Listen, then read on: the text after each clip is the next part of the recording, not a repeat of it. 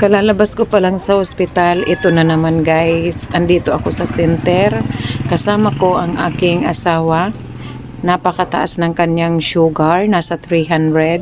At saka ang kanyang BP ay nasa 150 over 100. Kalalabas ko pa lang guys sa ospital, ito na naman ang nangyari.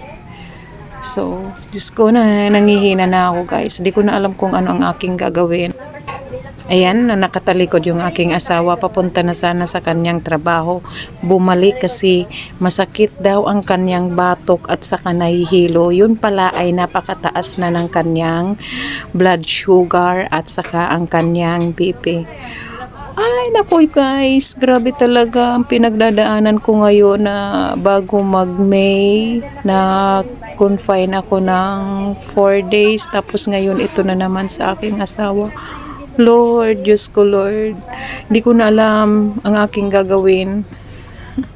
Pero patuloy pa rin na lumalaban dahil mayroon akong 4 na anak na umaasa sa akin na kailangan ko maging matibay, maging malakas.